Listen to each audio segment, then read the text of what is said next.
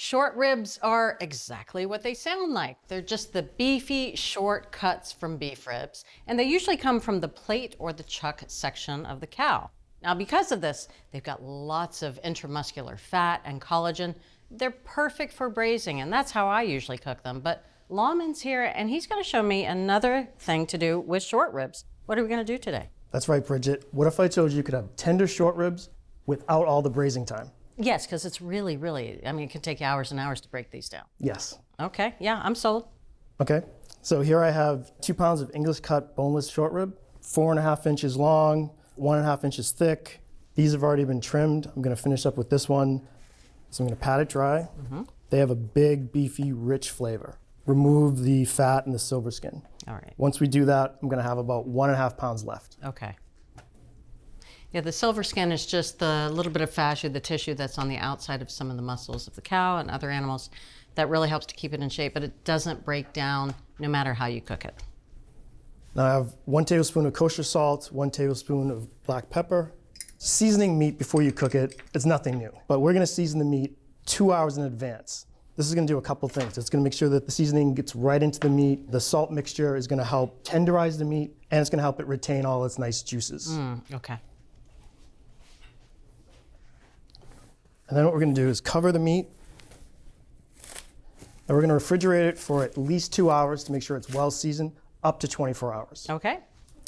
Bridget, the meat's been chilling for about 5 hours. We're gonna put these in a 275-degree oven. There's an enzyme in the meat that helps tenderize the muscle fibers and break down the collagen so that the meat's not chewy.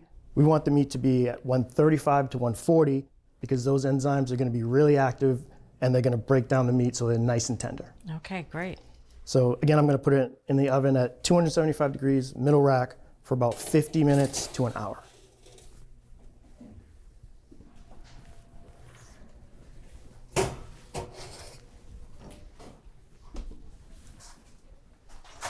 It's been 50 minutes. It's time to temper our meat. Okay. Again, we're looking for a temperature between 135 and 140. 137. That'll do it. It's perfect. So Lawman, these do not look, that pretty right now. I knew you were gonna say that. And I admit, they look a little blah, but we're not done with these yet. Okay. We're gonna do a reverse sear. So the first part was that low and slow. The next step is we're gonna sear them, get a nice crust on them. Then they're gonna look gorgeous. The ribs have rested for 10 minutes. So now we're gonna sear them. Now what we're doing is we're gonna treat these ribs like little steaks. I have 1 tablespoon of vegetable oil in the pan. It's heating over medium-high heat, and I can see it's just smoking. You wanna let it go for about 1 to 2 minutes per side. This is actually one of the advantages of that reverse sear too. When the meat's in the oven, the exterior gets a little bit dried out so it can get a really good sear. Oh, look at that. That looks like dinner. We're gonna let the second side go for about 1 to 2 minutes. Okay. These look great. Now it's time to get them on the cutting board. Oh my goodness.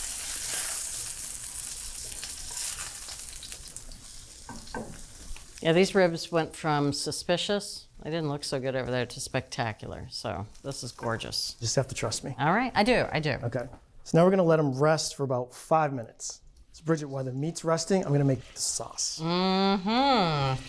Here I have 8 tablespoons of unsalted butter that I'm cooking over medium heat. I'm gonna cook it for 3 to 5 minutes, and we're looking to brown the butter. Oh, So we're gonna whisk it continuously because it can go from brown to black really quickly. And anytime you're making brown butter, it's a good idea to use a pan like this with a light colored bottom on it. If you try to do this in non-stick, it's really difficult to tell exactly how dark the butter's turned. Let's say another 30 seconds. Okay. Now we're gonna add 2 tablespoons of minced shallot Okay. and 1 teaspoon of minced garlic. We're gonna cook this till fragrant, about 30 seconds. And then we're gonna take it off heat. Now I'm gonna add a 1/4 cup of Worcestershire sauce, 2 tablespoons of red wine vinegar, tablespoon of soy sauce, tablespoon of packed brown sugar, tablespoon of Dijon mustard, and 2 teaspoons of black pepper. This is sounding a lot like a really great steak sauce. It is a really great steak sauce. And whisk it all together.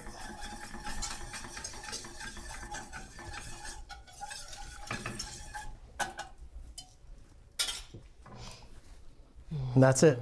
Smells great, right? Oh my gosh, that's amazing. Yeah. Now we're just gonna put it into a gravy boat, or in this case, sauce boat. A sauce boat. Last but not least, we're gonna cut our ribs.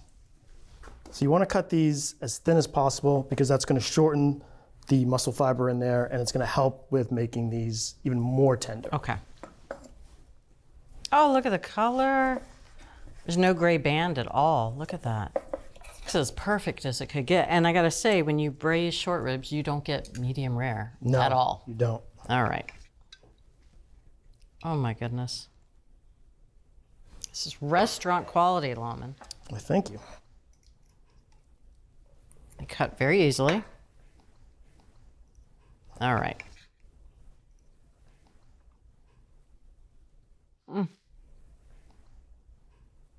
I mean, the meat itself, really well seasoned. Super beefy. That's the thing about short ribs. Compared to even some steaks, they're just incredibly beefy. Exactly. But then that butter sauce, oh my goodness. For full episodes of your favorite cooking shows, head over to ATK's Full Episodes channel on YouTube. You can stream complete seasons of America's Test Kitchen, Cook's Country, and more. See you there.